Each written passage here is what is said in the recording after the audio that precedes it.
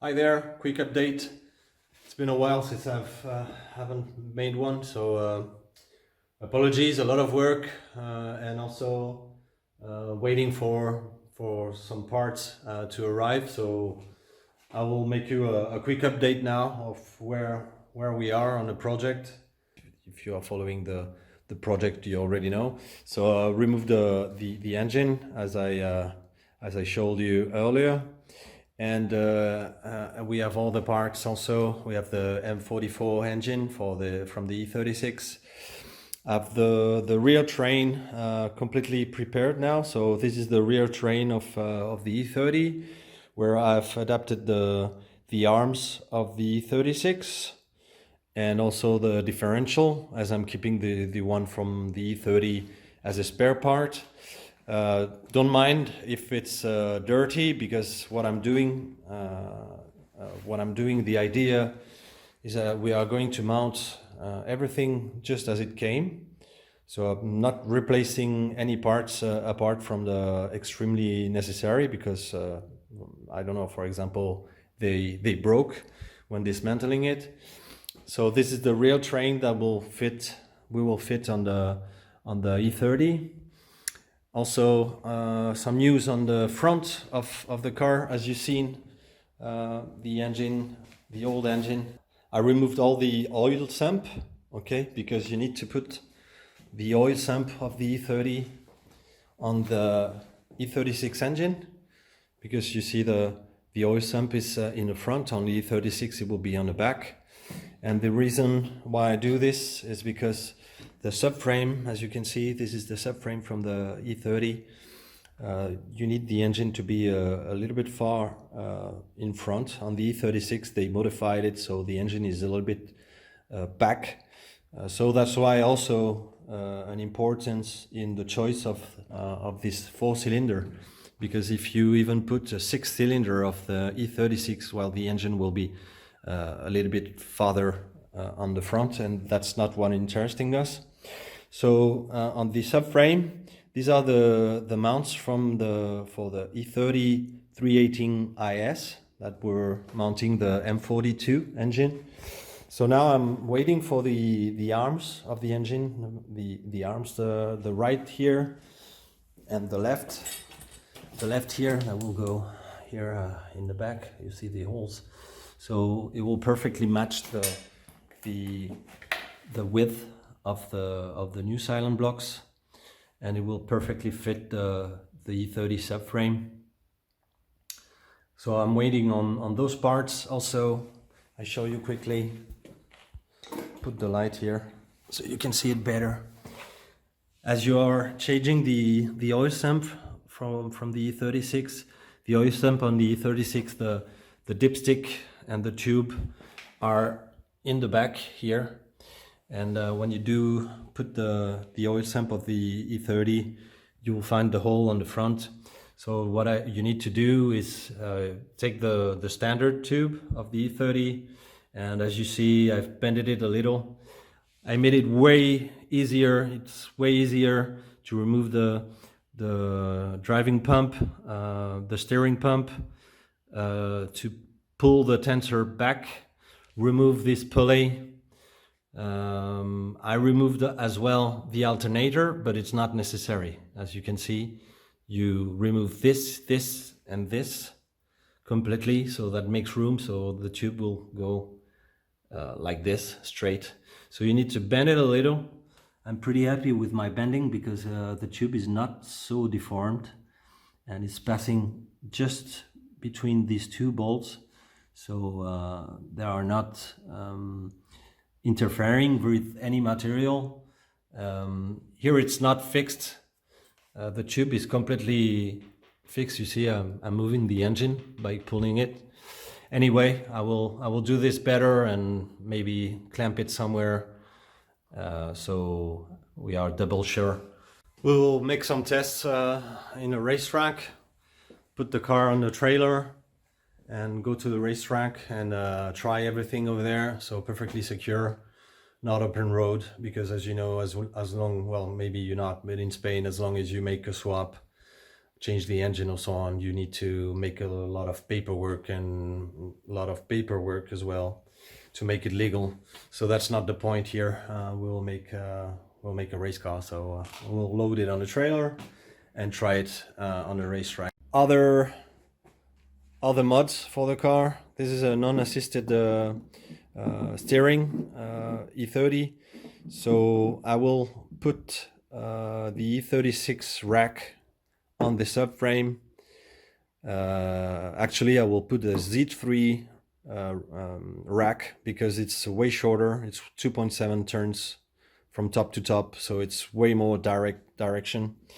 And what is this? This is the shaft that links the rack to the steering column. So this is a part from a non-airbag, e30 from United States. There's a company over there that is building an adapter, because as long as you put the Z3 rack, you need to shorten this distance here. So you need to cut here, put an adapter to make this distance a little bit longer. So you will understand, you put this apart, this part and this part will come together. So the goods are on their way also. I will also replace this bushing here. This is a plastic bushing, so it's for normal driving it's okay because it gives you a little bit of smoothness in the bumps and everything. This will be replaced by a metal one, so this is coming also on its way. I will show you once I have everything. I will at least show you pictures and adapt the rack to the e30. And here is the magic box. I just came back from the junkyard, and this is a 325 TD e36 braking. So you have here the adapters to adapt to the mounts of the e36, the standard arms of the e36. These two will be the standard bolts, and here is where your brake clamps are, the brake calipers, sorry, are bolted. So as you can see, this is a standard size of the, let's say this is a standard size of the caliper on the e36 Ti, well, the one I got the engine from, and this is the width of the new brakes. Also, the disc I'm not showing you here. As you can see, they are all rusted, but as I said, this will be mounted just as it comes. I replace all the flexibles, all the fluids. I have some brake pads. They are pretty good. They are pretty new still, so we can give them a try on a racetrack to see that everything is braking properly. And once everything is set it properly, tried properly on the racetrack, then I will take it out. We will unmount all the inside of the car. We will pull the roll cage. I will rebuild the engine. I will rebuild completely the engine.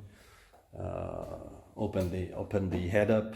Open everything. I will put everything apart, pistons and so on. So I can change all segments. I can change all the O-rings of the pistons. I can change all the joints everywhere, so we can make a brand new engine.